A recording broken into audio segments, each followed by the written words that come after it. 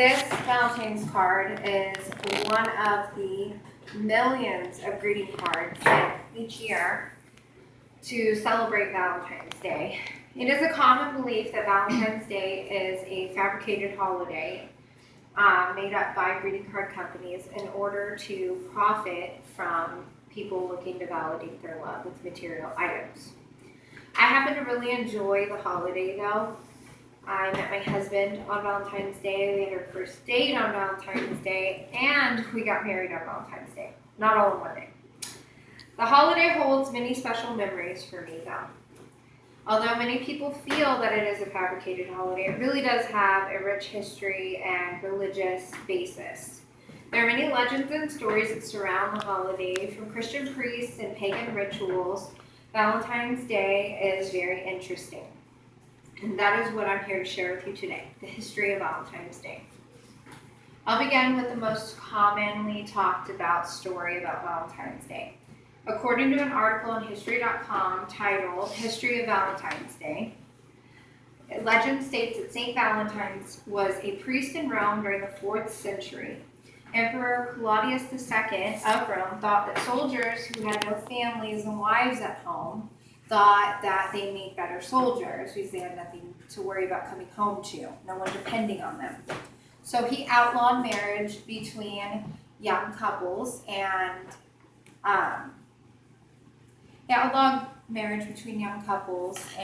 Valentine thought that that practice was unfair. So he started secretly marrying couples in private, and when his treachery was found out, they sentenced him to death and put him to death on February 14th. An article labeled Legends of Valentine's Day on stvalentinesday.org gives another version of the Roman Valentine.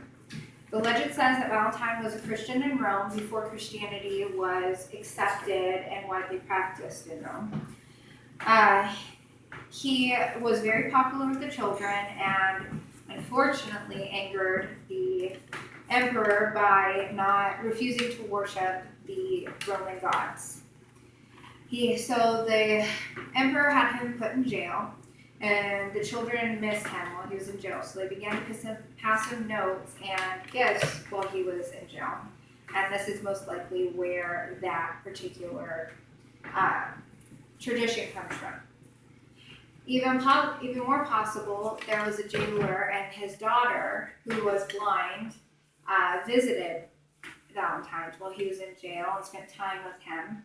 And legend states that before he was sentenced to death, he prayed for her, and shortly after, her vision returned. He has also said that he supposedly loved her, and the last letter he sent her, he signed, "From your Valentine," a popular phrase used still.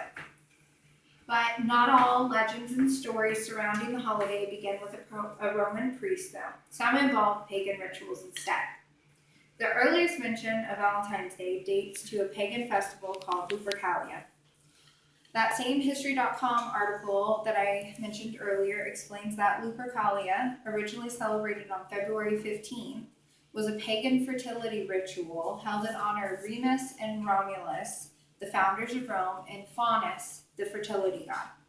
It would begin with the Luperci, a special clan of priests, gathering in the supposed cave that Remus and Romulus were raised by wolves in, and then sacrificing a goat and a dog.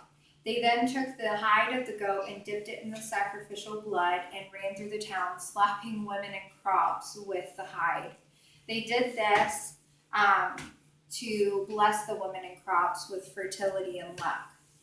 Also during the festival, women would place their names in an urn in the center of town, and men would draw their names at random, and that's who they'd be matched with for the year. And usually those matches would end in marriage. But during the rise of Christianity in the 5th century, Pope Gelasius outlawed Lupercalia and instead made the Valentine's holiday, and he made it instead on February 14th. These three legends, though, are just a small part of the beginnings of what we now know as Valentine's Day. That same History.com article says that each year women buy 85% of Valentines.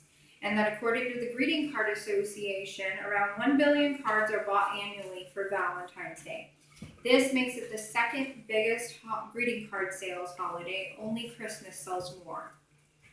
These numbers do not support the claim that the holiday is a made-up scheme to sell more greeting cards, though. One could also say that the holiday gives the world to share joy and happiness and love with one another. There is a universal saying repeated by statisticians that is very fitting to this situation. Correlation does not imply causation. Just because sales are doing well during this time of year does not mean that that is what it was created to do. The rich history I discussed today is the reason there is a Valentine's Day, not the greeting cards company.